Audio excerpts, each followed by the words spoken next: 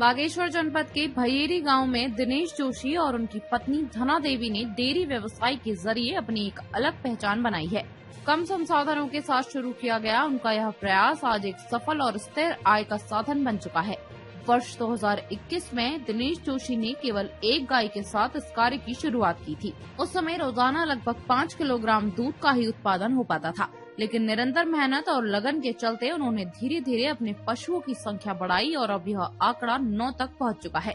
वर्तमान में उनका दैनिक दूध उत्पादन करीब 35 किलोग्राम हो गया है, जिससे परिवार को अच्छी खासी आय प्राप्त हो रही है। दिनेश जोशी बताते हैं कि डेयरी अब उनके परिवार की आजीविका का मुख्य आधार बन गई है। हालांकि जगह की कमी के कारण वे इस काम को और आगे नहीं बढ़ा पा रहे हैं। उनका कहना है कि यदि उन्हें एक उचित और व्यवस्थित गौशाला मिल जाए तो वे अपने व्यवसाय का विस्तार कर सकते हैं। इस पूरी यात्रा में उनकी पत्नी धना देवी का योगदान बेहद महत्वपूर्ण रहा है।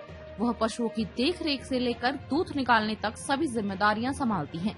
धना देवी के अनुसार उन दोनों की कड़ी मेहनत का ही परिणाम है कि आज वे 30 लीटर से अधिक दूध उत्पादन कर पा रहे हैं। उन्होंने यह भी बताया कि अब तक उन्हें सरकारी योजनाओं का कोई खास लाभ नहीं मिल सका है। अगर सहयोग मिले तो वे उत्पादन को और बढ़ाने में सक्षम होंगी। वहीं डेयरी विकास विभाग के सहायक निदेशक अनुराग मिश्र ने इस पहल की सराहना करते हुए कहा कि दिनेश जोशी एक प्रगतिशील किसान हैं। विभाग की ओर से उन्हें तकनीकी मार्गदर्शन दिया जा रहा है और उन्हें ऋण व अनुदान योजना से जोड़ने के प्रयास भी किए जा रहे हैं। भैयेरी गांव का यह परिवार आज अपने प्रयासों से न केवल आर्थिक रूप से सशक्त बना है, बल्कि अन्य लोगों के लिए भी प्रेरणा का स्रोत बनकर उभर रहा है। सर जी करीबन 6-7 साल हो गए डेयरी किए हुए और यहीं पर रोजगार पर्याप्त है। अगर डेयरी से आज हमारा 30-35 किलो दूध हो जाता है और जो बाहर जा रहे हैं वो 10-15 हजार रुपये में जा रहे हैं, लेकिन यहाँ 30-35 हजार रुपया का काम हो जाता है। अगर सरकार आगे सपोर्ट करे तो हम यहाँ दूध उत्पादन बढ़ाएंगे और अन्य गांव वालों को भी यहाँ पर रोजगार मिलेगा। अच्छा, गांव में जो आपने सुबह दूध निकाल के बागेश्वर में दूध देना है और बागेश्वर से घर आके गाय को चारा पानी देना है। उसके बाद फिर गोबर इत्यादि साफ सफाई के बाद फिर वही रूटीन है, शाम की वही दूध निकालना है। कितने गांव से आप दूध? मैं सातरथ में भी जाता हूँ, वहाँ से भी 10-15 किलो दूध आंचल विभाग में ले जाता हूँ। 10-15 किलो मैं भी ले जाता हूँ और अन्य थोड़ा बहुत बागेश्वर में भी देता हूँ दुकानों में। तो आप बिल्कुल कमा सकते हैं। अगर युवा यहाँ रोजगार करे तो 20-25-30 हजार रुपया महीना आराम से घर बैठे कमा सकते हैं। सरकार तो अब फिलहाल कोई योजना नहीं। नाम आपका?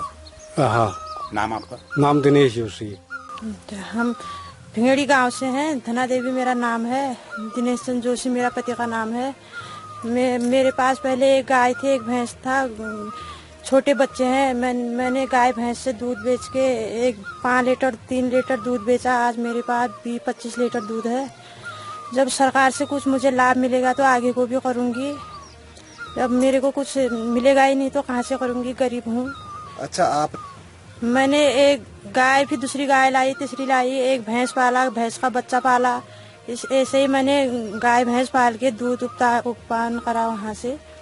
इसलिए आज भगवान की कृपा से 20-30 लीटर दूध हो रहा है, बच्चे पल रहे हैं। कोई सरकार मेरे को मदद दे तो उनका धन्यवाद करूँगी। अच्छा, जैसे मेरे को गांव में रहना चाहिए। मेरे पास नौकरी नहीं है तो इसलिए मैं गांव में रह रही हूँ। इसलिए मैं मेहनत कर रही हूँ कि आगे को मेरे पास नौकरी नहीं है, बच्चे पालने हैं, बच्चे पल जाएंगे, कल को मैं भी कुछ बच्चे करेंगे तो ठीक है, हमें सपोर्ट मिलेगा सरकार से तो हम भी आगे को करेंगे, नहीं मिलेगा तो कहाँ से करेंगे।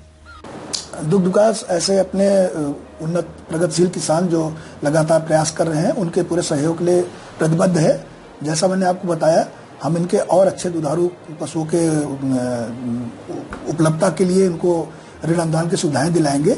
गौशाला के लिए प्रयास कर रहे हैं, कोई अच्छी उन्नत गौशाला बन जाए और हम वहाँ कुछ सीजनल चारा बीज इत्यादि के लिए इनको प्रेरित करेंगे कि जैसे बंदर सुअर का परेशानी रहती है तो चारे में तो कोई परेशानी नहीं है, तो चारा उत्पादन का भी इनके यहाँ हमारा प्रयास है कि शीघ्र ही इनके यहाँ चारा उत्पादन के लिए भी उनके यहाँ भी उनके गांव के और लोग जिनके पास खेत हैं जो बुआई करना चाहते हैं वर्ष पर्यंत चारा उत्पादन के लिए भी उनको उपलब्धता सुनिश्चित कराएंगे। साथ ही साथ पशुपालन विभाग से भी वार्ता है और उद्योग विभाग से भी स्कीमें हैं इसमें गौशाला इत्यादि के लिए अनुदान पर।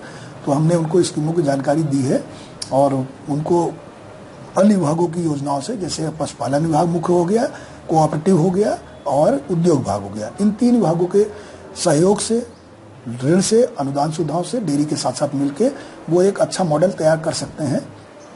यही मेरा प्रयास रहेगा।